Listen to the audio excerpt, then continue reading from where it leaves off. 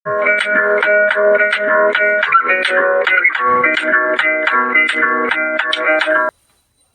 viewers, welcome back to our channel Maths Zone with PP.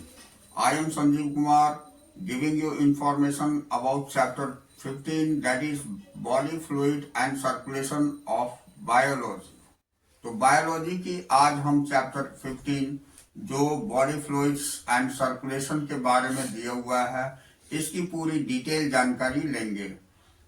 इसके सारे points आपको description में मिल जाएगी, वहां जाकर के आप इस चैप्टर की पूरी डिटेल इंफॉर्मेशन ले सकते हैं। तो आइए स्टार्ट करते हैं अब। तो आइए हम चैप्टर 15 में चलते हैं जो बॉडी फ्लूइड्स एंड सर्कुलेशंस है। तो आज हम यहां से स्टार्ट होते हैं। तो you have learned that all living cells have the provided with nutrients. जैसा कि हम जान चुके हैं कि जितने भी लिविंग सेल्स हैं उसमें न्यूट्रिएंट्स प्रोवाइड करी जाती है। तो O2 and other essential substance, oxygen और दूसरे essential substances, also the waste of harmful substances produced, इसमें वेस्ट और हार्मफुल सब्सटेंसेस भी प्रोड्यूस होती है, have to be removed continuously for healthy functioning of tissues. यहाँ आपको वेस्ट मटेरियल की रिमूव करी जाती है कंटिन्यूअसली, लगातार, जिससे कि हेल्दी फंक्शनिंग टिश्यूज की हो सके। तो it is therefore essential to have the efficient mechanism for the movement of this substance. यहाँ पर कुछ हम इफिशिएंट मैकेनिज्म के बारे में पढ़ेंगे जो मूवमेंट ऑफ दिस सब्सटेंसेस, यानी ये सब्सटेंस की मूवमेंट के लिए to the cell and from the cell, cell में और सेल से बाहर। तो different groups of animals have evolved different methods for the different group of animals में डिफरेंट मेथड्स भी होते हैं ट्रांसपोर्टेशन के। तो simple organism like sponges and coelenterates circulate water from their surrounding through their body cavity to facilitate the cell to exchange these substances. Simple जो हमारे organism होते हैं जैसे कि स्पॉन्जेस और सिलेंट्रेट्स होती है, इसमें सर्कुलेट वाटर सर्कुलेट करता है, उसी के थ्रू इसकी बॉडी कैविटी में जो जाती है और वहां से वेस्ट मटेरियल रोटेट हो जाती है और essential material inside the body भी ट्रांसपोर्ट होती है। A more complex organism use special fluids within their bodies to transport such materials. जो हमारी मोस्ट कॉम्प्लेक्स ऑर्गेनिज्म है उसमें स्पेशल फ्लूइड पाई जाती है जो बॉडी में जितने भी वेस्ट मटेरियल और न्यूट्रिएंट्स वगैरह है वो ट्रांसपोर्ट होती है, और उस फ्लूइड को हम ब्लड बोलते हैं। Blood is the most common used body fluid. Blood जो होता है मोस्ट कॉमन यूज होती है बॉडी फ्लूइड के रूप में by most of the higher organism. ये हायर ऑर्गेनिज्म के लिए इंक्लूडिंग ह्यूमन भी इंक्लूड होती है उसमें, फॉर दिस पर्पस, इस ट्रांसपोर्टेशन पर्पस के लिए। अनदर बॉडी फ्लूइड, दूसरी बॉडी फ्लूइड लिम्फ होती है, also help the transport of certain substances. ये भी कुछ सब्सटेंसेस की ट्रांसपोर्टेशन के लिए रिस्पॉन्सिबल होती है। तो in this chapter you will learn about the composition and properties of blood and lymph। इस चैप्टर के अंतर्गत हम composition and property blood और lymph की पढ़ेंगे, जिसे हम टिश्यू फ्लूइड भी बोलते हैं। and mechanism of circulation of bloods is also explained here। और इसमें ब्लड सर्कुलेशन की मैकेनिज्म भी एक्सप्लेन करी जाएगी। तो आइए सबसे पहले हम ब्लड के बारे में जानते हैं। तो blood is a special connective tissues consisting of fluid matrix, जो फ्लूइड मैट्रिक्स को कंसिस्ट करता है, प्लाज्मा एंड फॉर्म एलिमेंट। और ब्लड जो है एक स्पेशल कनेक्टिव टिश्यूज है जो फ्लूइड मैट्रिक्स को कंसिस्ट करता है और प्लाज्मा को एंड फॉर्म्ड एलिमेंट, और ये एलिमेंट फॉर्म करता है। अब आइए हम प्लाज्मा के बारे में जानकारी लेते हैं। तो plasma is a straw coloured, plasma जो है ये स्ट्रॉ कलर्ड होती है। विस्कस फ्लूइड, ये विस्कस फ्लूइड होती है, constituting nearly 55% of the blood. इससे ब्लड की 55% जो होती है ये बनती है, और 90 to 92% of plasma is water, 90 से 92% प्लाज्मा में वाटर होती है। And protein contribute 6 to 8% of each, और इसमें जो प्रोटीन होती है उसकी रेशियो 6 to 8% होती है। Fibrinogen, globulins and albumins are the major proteins. तो प्रोटीन के रूप में इसमें फाइब्रिनोजेन पाई जाती है, ग्लोब्यूलिन्स पाई जाती है और एल्ब्यूमिन पाई जाती है। ये मेजर प्रोटीन्स होते हैं। अब देखिए यहाँ हम देखते हैं फाइब्रिनोजेन्स आर नीडेड फॉर क्लॉटिंग और कोगुलेशन ऑफ ब्लड। फाइब्रिनोजेन जो होती है वो आवश्यक होती है ब्लड क्लॉटिंग के लिए और कोगुलेशंस ऑफ ब्लड, ब्लड को जमने के लिए यानी थक्का होने के लिए। अब globulins primarily are involve in the defence mechanism of the body, और ग्लोब्यूलिन्स जो है ये हमारी डिफेंस मैकेनिज्म के लिए होती है बॉडी की। And the albumins help in osmotic balance, और एल्ब्यूमिन्स जो है ये हेल्प करती है हमारी ऑस्मोटिक बैलेंस को। तो plasma also contains small amount of minerals, plasma में बहुत कम क्वांटिटी में मिनरल्स भी पाए जाते हैं, जैसे sodium plus, calcium plus, magnesium plus, ये कार्बोनिक एसिड्स और क्लोरीन, ये सारे भी पाए जाते हैं। ग्लूकोज, एमिनो एसिड्स, लिपिड्स, ये भी पाए जाते हैं। Are also present in the plasma, ये प्लाज्मा में पाए जाते हैं। As they are always in transit in the body, जो ट्रांजिट करती है हमारे बॉडी के अंतर्गत। अब फैक्टर्स फॉर कोगुलेशन और clotting of bloods are also present in the plasma in a inactive form, ये प्लाज्मा के अंतर्गत इनएक्टिव फॉर्म में प्रेजेंट होते हैं। Plasma without the clotting factor is called serum, plasma जो क्लॉटिंग फैक्टर नहीं पाई जाती जिसमें, उसे हम सीरम बोलते हैं। अब फॉर्म्ड एलिमेंट हम देखते हैं। फॉर्म्ड एलिमेंट यानी बनाए गए एलिमेंट होते हैं, वो erythrocytes, leucocytes and platelets are collectively called formed element. ये जो यहाँ इरिथ्रोसाइट्स, ल्यूकोसाइट्स और प्लेटलेट्स होती है, इन सभी को मिला करके ही फॉर्म्ड एलिमेंट बोला जाता है। And they constitute nearly 45% of the blood, और ये हमारी ब्लड की 45% कवर करती है। अब हम इरिथ्रोसाइट्स के बारे में जानेंगे। तो इरिथ्रोसाइट्स और red blood cells RBCs are the most abundant of all the cells in blood, सबसे ज्यादा आरबीसीज पाई जाती है हमारे ब्लड के अंतर्गत। A healthy adult man has average 5 million to 5.5 million of RBCs per mm³ of blood.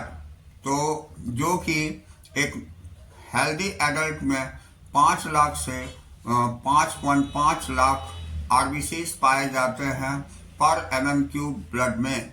अब RBCs are formed in the red bone marrow in the adult, RBCs जो है ये रेड बोन मैरो में पाई जाती है एडल्ट की। RBCs are devoid of nucleus in most of the mammals, बहुत सारे मैमल्स में आरबीसी में न्यूक्लियस नहीं पाई जाती है। एंड आर बाइकॉन्केव, ये बाइकॉन्केव शेप में होती है। They have a red coloured, इसकी रेड कलर होती है। Iron containing complex protein, iron containing complex protein are haemoglobin, iron containing complex protein जो होती है उसे हीमोग्लोबिन बोला जाता है। Has the colour and name of these cells, ये कलर और नेम से जानी जाती है। अब a healthy individual has 12 to 16 gram of haemoglobin in every 100 ml of blood. एक हेल्दी पर्सन में ये 12 से 16 ग्राम हीमोग्लोबिन की पाई जाती है 100 ml ब्लड में। तो these molecules play a significant role in transport of respiratory gases। ये बहुत ही महत्वपूर्ण रोल अदा करती है रेस्पिरेटरी ऑफ गैसेस में ट्रांसपोर्टेशन के लिए। अब RBC have average life span of 120 days. RBC की जो लाइफ होती है ये 120 दिन होती है, after which they are destroyed. उसके बाद ये समाप्त हो जाती है, नष्ट हो जाती है इन द स्प्लीन, ये स्प्लीन में, जिसको हम ग्रेवयार्ड ऑफ आरबीसीज बोलते हैं। तो ये हमने पढ़ा इरिथ्रोसाइट्स के बारे में। अब हम ल्यूकोसाइट्स के बारे में जानकारी लेंगे। तो leucocytes are also known as white blood cells. Leucocytes को WBC बोलते हैं, as they are colourless due to the lack of haemoglobin. इसमें हीमोग्लोबिन नहीं पाई जाती है, इसलिए ये कलरलेस होती है। दे आर न्यूक्लिएटेड, इसमें न्यूक्लियस पाई जाती है, and are relatively lesser in number, ये कम संख्या में पाई जाती है। विच एवरेज 6000 to 8000 पर mm³ ऑफ ब्लड। पर mm³ में इसकी जो नंबर होती है ये 6000 से 8000 पाई जाती है ब्लड के अंतर्गत। अब leucocytes are generally short lived. Leucocytes की ये कम समय तक ये जीवित रहती है हमारे ब्लड में। We have two main categories of WBCs। WBCs की दो कैटेगरी पाई जाती है, एक ग्रेन्युलोसाइट्स होती है और ए ग्रेन्युलोसाइट्स, ये दो तरह की होती है। अब neutrophils, eosinophils and basophils are different types of granulocytes. ये यहाँ पर 3 तरह के ग्रेन्युलोसाइट्स पाए जाते हैं, जिसको हम न्यूट्रोफिल्स बोलते हैं, यूसिनोफिल्स बोलते हैं एंड बेसोफिल्स बोलते हैं। While lymphocytes and monocytes are the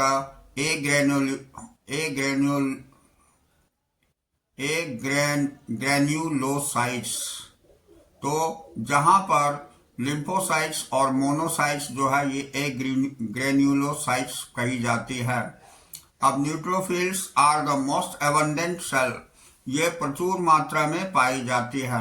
ये 60 to 65% ऑफ टोटल WBC की कवर करती है। और बेसोफिल्स आर द लीस्ट, ये बहुत ही कम होती है, ये 0.5 से 1% होती है अमंग देम, उसमें पाई जाती है। अब न्यूट्रोफिल्स एंड मोनोसाइट्स ये 6 to 8% and phagocytic cells which destroy foreign organism, जो फॉरेन ऑर्गेनिज्म को डिस्ट्रॉय करती है, एंटरिंग द बॉडी, जो हमारे बॉडी में एंटर करती है। Basophils secrets histamine. बेजोफिल्स जो है ये सेक्रेट करती है हिस्टामिन को और सेरोटोनिन को और हिपेरिन एटसेट्रा, ये सारी सेक्रेट करती है। And are involve in inflammatory reactions, जो इन्वॉल्व होती है इन्फ्लेमेटरी रिएक्शंस में। अब इओसिनोफिल्स ये 2 से 3% पाई जाती है, रेसिस्ट इन्फेक्शंस, जो हमें इन्फेक्शन से बचाती है। And are also associated with allergic reactions, और ये एलर्जिक रिएक्शन से हमें प्रोटेक्ट करती है। लिम्फोसाइट्स जो 20 से 25% पाई जाती है, आर ऑफ 2 मेजर टाइप, ये 2 टाइप की होती है, एक B एंड T, B और T फॉर्म में पाई जाती है। Both B and T lymphocytes are responsible for immune response of the body, ये हमारी इम्यून रिस्पॉन्स के लिए होती है। अब प्लेटलेट्स आर द थ्रोम्बोसाइट्स, ये प्लेटलेट्स जो होती है ये थ्रोम्बोसाइट्स भी कहलाती है। Are self fragments produced from megakaryocytes, जो मेगा कैरियोसाइट्स प्रोड्यूस करती है। Special cell in the bone marrow, ये बोन मैरो के अंतर्गत स्पेशल सेल्स होते हैं। ब्लड नॉर्मली कंटेन 1.5 लाख से 3.5 लाख प्लेटलेट्स पर mm³ होती है। ब्लड में जनरली प्लेटलेट्स की संख्या 1.5 लाख से 3.5 लाख होती है। अब platelets can release a variety of substance, most of which are involved in the coagulation or clotting. Platelets जो होती है ये वैरायटी ऑफ सब्सटेंस इसके अंतर्गत रिलीज करती है, विच इज इन्वॉल्व जो इन्वॉल्व होती है कोगुलेशन और क्लॉटिंग ऑफ ब्लड्स के लिए। A reduction in their number can lead the clotting disorder. इसमें अगर नंबर में रिडक्शन होती है तो क्लॉटिंग डिसऑर्डर हो जाती है, which will lead to excessive loss of blood from the body, जिसके कारण एक्सेसिव लॉस ऑफ ब्लड होने की चांसेस हो जाती है। आइए अब हम नेक्स्ट पॉइंट ब्लड ग्रुप के बारे में जानकारी लेते हैं। जैसा कि हम देखते हैं as we know blood of human beings differ in certain aspects through it. Blood जो है डिफर होती है सर्टेन एस्पेक्ट्स में, अपीयर्स टू बी सिमिलर और सिमिलर भी होती है। जैसे various types of groups of blood have been done, अलग अलग तरह के ग्रुप ऑफ ब्लड्स पाए जाते हैं। 2 सच ग्रुप्स जिसको हम ABO एंड RH बोलते हैं are widely used all over the world. ये सबसे ज्यादा यूज होती है। अब यहाँ ABO ग्रुप्स के बारे में जानते हैं। तो यहाँ देखिए ABO groups is based on the presence of और एब्सेंस ऑफ 2 सरफेस एंटीजेंस। ये 2 सरफेस एंटीजेंस के प्रेजेंट और एब्सेंट के कारण ABO ग्रुप आधारित होती है उस पर। अब chemicals that can be include immune response, वो केमिकल होती है एंटीजेंस जो रिस्पॉन्स होती है हमारी इम्यून की। अब on the RBC names A and B, RBC की नेम्स के आधार पर A और B नाम रखा गया। Similarly a plasma of different individuals contain 2 natural antibodies, जो 2 नेचुरल एंटीबॉडीज से होती है।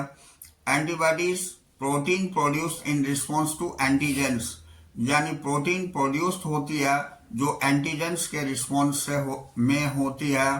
तो the distribution of antigens and antibodies, इसमें डिस्ट्रीब्यूशन एंटीजन और एंटीबॉडीज की होती है इन 4 group of bloods, 4 group of bloods में, जो A कही जाती है, B कही जाती है, AB कही जाती है एंड O कही जाती है। तो ये 4 मेन ब्लड ग्रुप्स होते हैं।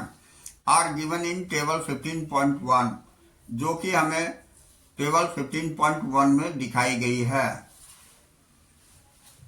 अब you probably know that during blood transfusion, अब हम देखेंगे ब्लड ट्रांसफ्यूजन के दरमियान any blood can not be used, कोई भी ब्लड यूज नहीं की जाती है। अब the blood of a donor has the carefully matched, blood donor को केयरफुली मैच करी जाती है with the blood of recipient, recipient से before any blood transfusion to avoid severe problem of clumping, जिससे कि सीवर प्रॉब्लम ऑफ क्लम्पिंग से बचा जा सके, यानी डिस्ट्रक्शंस ऑफ RBC से बचा जा सके। The donors compatibly is also known as, also shown in figure 15.1, ये 15.1 टेबल में दिखाई गई है। अब आप देखिए यहाँ मैं टेबल में दिखाता हूँ। ब्लड ग्रुप A, ये एंटीजेंस ऑफ RBC की A होती है, ये antibodies in plasma anti B होती है। डोनर ग्रुप इसके A और O होते हैं। अब ब्लड ग्रुप B हम देखते हैं, इसमें एंटीजन ऑन RBC B की पाई जाती है, ये एंटी A होता है, इसका डोनर B और O होता है। अब यहाँ AB ब्लड ग्रुप देखेंगे, इसमें एंटीजन A और B दोनों की पाई जाती है, इसमें एंटीबॉडीज इन प्लाज्मा नील होती है, इसका donor group AB, A, B और O, यानी चारों ग्रुप होती है। अब यहाँ ब्लड ग्रुप O है, इसमें एंटीजन ऑफ आरबीसी नील पाई जाती है। ये एंटी ए और बी, इसमें एंटीबॉडीज इन प्लाज्मा होती है और इसका डोनर ग्रुप ओ ही होता है। तो ये from the above mention table it is evident that the group O blood can be donated to persons with any other blood group and hence O group individuals are called universal donor। तो यहाँ पर हमें दिखाया गया है कि O group की evidence के आधार पर ये डोनेट प्राय सभी ब्लड ग्रुप को कर सकता है, इसलिए इसे यूनिवर्सल डोनर बोला जाता है। A persons with AB group can accept blood from persons with AB as well as the other groups of blood. Therefore, such persons are called universal recipient। AB group वाले जो persons होते हैं इसको हम universal recipient बोलते हैं, क्योंकि ये किसी भी ब्लड ग्रुप से ले सकता है। अब आइए नेक्स्ट है RH ग्रुपिंग। तो RH ग्रुपिंग क्या होती है इसके बारे में हम जानकारी लेते हैं।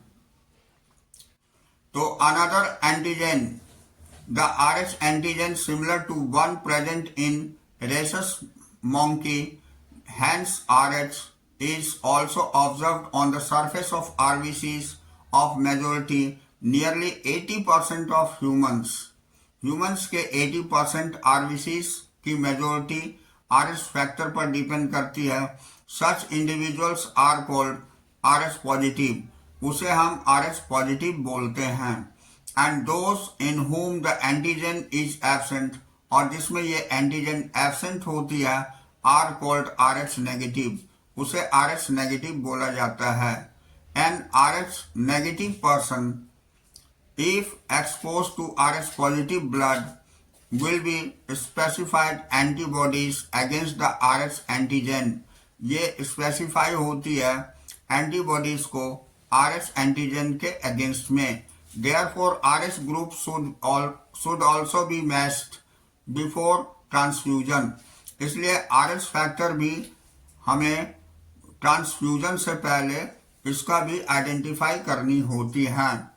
ए special case of RH incompatibility यानी mismatching has been observed between the RH negative blood of the pregnant mother with RH positive blood of the fetus।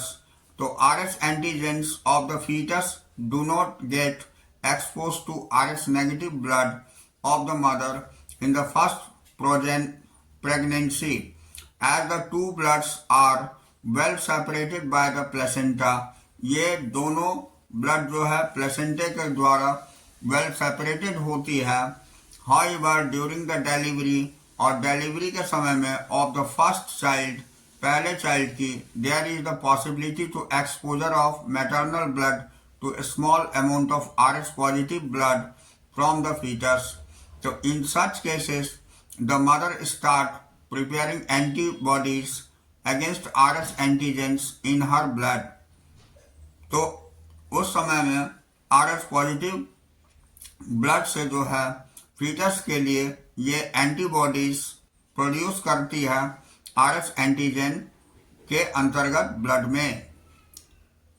अब in case of her subsequent pregnancies, उसके बाद की pregnancies में RH antibodies from the mother RH negative can leak into the blood from the foetus RH positive and destroy the foetus RBCs।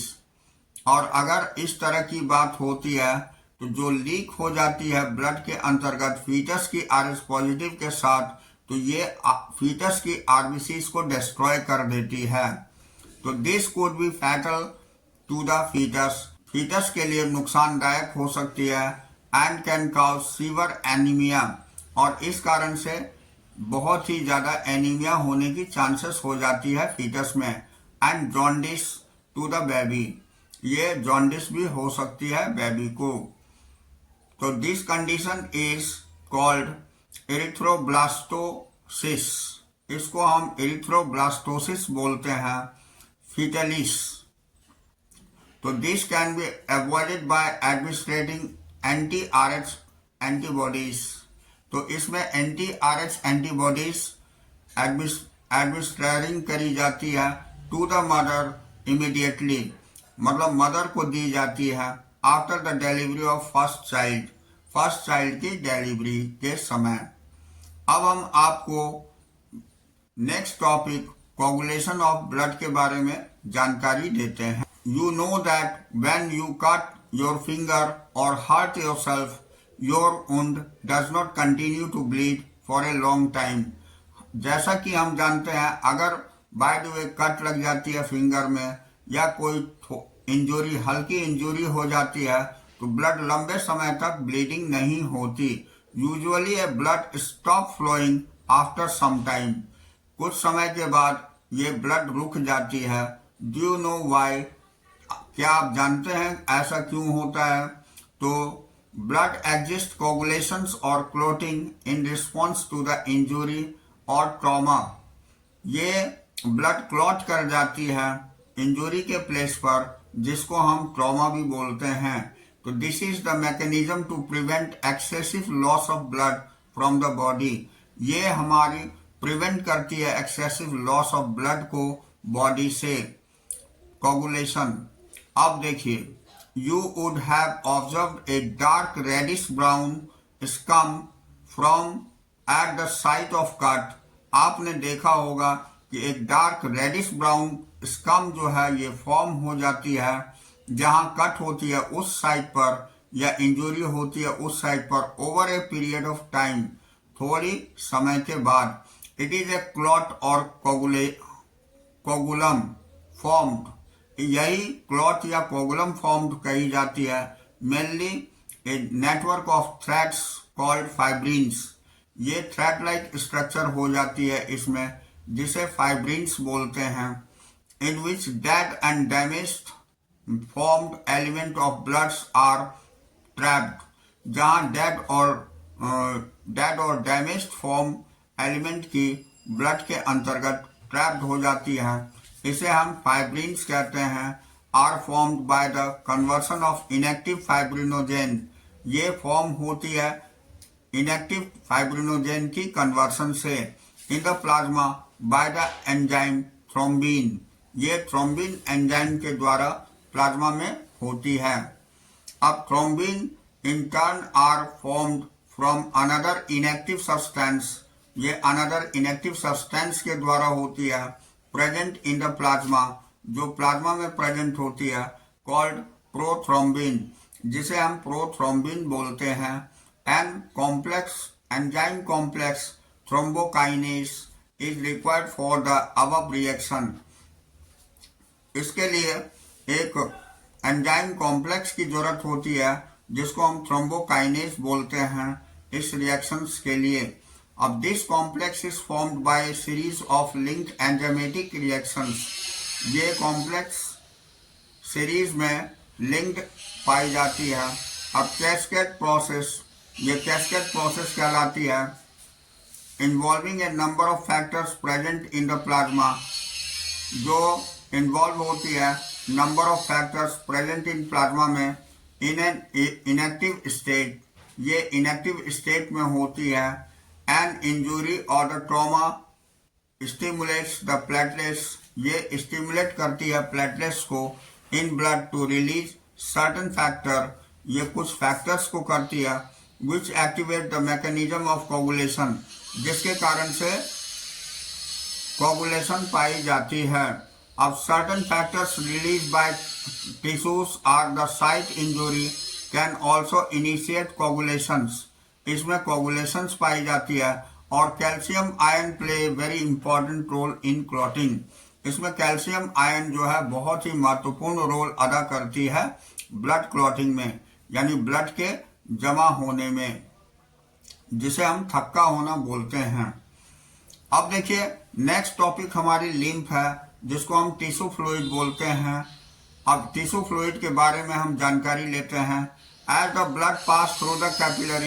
अब देखिए, next topic हम lymph यानी tissue fluid में आते हैं।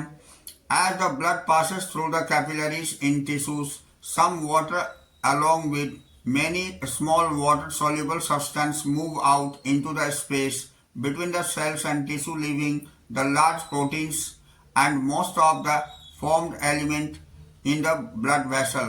तो इसमें ब्लड वेसल जो पास होती है कैपिलरीज से टिश्यूज में, उसमें वाटर के साथ में स्मॉल अमाउंट सॉल्युबल सब्सटेंस की पाई जाती है जो स्पेस के बीच में होती है सेल और टिश्यूज की, जो लीविंग द लार्ज प्रोटीन्स, जो हमारी लार्ज प्रोटीन्स को मुक्त करती है.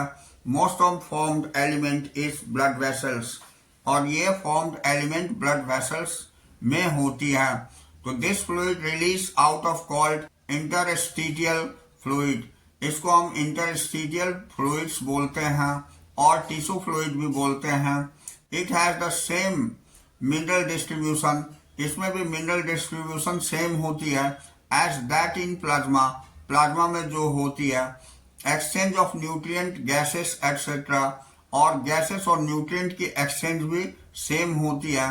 Between the blood and the cell always occurs through the fluid, ये सेल और ब्लड के बीच में ये फ्लूइड के द्वारा ही होती है. An elaborate network of vessels called lymphatic system, और इस वेसल्स को हम लिम्फेटिक सिस्टम बोलते हैं. Collect the fluid from drain, जो कलेक्ट करती है फ्लूइड को इसमें ड्रेन होने के लिए. Back to the major veins, ये मेजर वेन्स में चली जाती है. The fluid present in lymphatic system is called lymph, ये लिम्फेटिक सिस्टम से जो फ्लूइड प्रेजेंट होती है उसको हम लिम्फ बोलते हैं. और लिम्फ इज कलरलेस फ्लूइड, ये कलरलेस फ्लूइड होती है कंटेनिंग स्पेशलाइज्ड लिम्फोसाइट्स, इसमें लिम्फोसाइट्स स्पेशली पाई जाती है. Which are responsible for the immune response, जो इम्यून रिस्पॉन्स के लिए रिस्पॉन्सिबल होती है ऑफ द बॉडी में. तो lymph is also an important carrier of nutrients, lymph भी इम्पॉर्टेंट कैरियर होती है न्यूट्रिएंट्स की, हार्मोन्स की etcetera. And fat are absorb through the lymph, fat जो है एब्जॉर्ब हो जाती है लिम्फ के थ्रू इंटेस्टाइनल विली, ये लैक्टिल्स के द्वारा जो हमारी इंटेस्टाइनल विलाई में प्रेजेंट होती है. अब हम देखिए नेक्स्ट पॉइंट हमारी सर्कुलेटरी पाथवेज है, तो इसे भी हम थोड़ी सी इसकी भी जानकारी ले लेते हैं. तो the circulatory pattern of two types, ये दो तरह की सर्कुलेटरी पैटर्न होती है, ओपन एंड क्लोज. तो open circulatory system is present in arthropod and mollusc. Open circulatory system ये हमारी आर्थ्रोपोड और मोलस्क में पाई जाती है. In which blood pumped into the heart, जो जहां से ब्लड पंप होती है हार्ट के through, passes through the large vessels, ये लार्ज वेसल्स से पास आउट होती है इन ओपन स्पेसेस, ये खुले स्थान पर. और बॉडी कैविटी कॉल्ड साइनसेस, ये बॉडी कैविटी में जाती है जिसे हम साइनस बोलते हैं. Annelid and chordates have a close circulatory system, annelid और कॉर्डेट्स में ये क्लोज सर्कुलेटरी सिस्टम पाई जाती है. In which the blood pumped into the heart by the heart, जहां की ब्लड पंप होती है हार्ट के द्वारा, is always circulated through a close network of blood vessels, ये क्लोज नेटवर्क ब्लड वेसल्स के द्वारा जाती है. This pattern is considered to be more advantageous, ये बहुत ही एडवांटेजियस होती है. As the flow of fluid can be precisely regulated, जिससे कि फ्लो ऑफ फ्लूइड को प्रिसाइजली रेगुलेट करी जाती है. अब देखिए यहां देखते हैं all vertebrates possess muscular chamber heart, जितने भी वर्टिब्रेट्स होते हैं उसमें हार्ट मस्कुलर चैम्बर्ड होती है. Fishes have a two chambered heart, fish में दो चैम्बर की हार्ट होती है. विद एन आर्टियम एंड एन वेंट्रिकल, जहां एक एट्रियम कहलाती है और दूसरी जो है वेंट्रिकल कहलाती है. Amphibians and the reptiles except crocodile have three chambered heart, यहाँ पर एम्फीबियन और रेप्टाइल को केवल क्रोकोडाइल को छोड़ करके तीन चैम्बर की हार्ट पाई जाती है. विद टू एट्रिया, जहाँ दो एट्रिया होती है और एक सिंगल वेंट्रिकल होती है.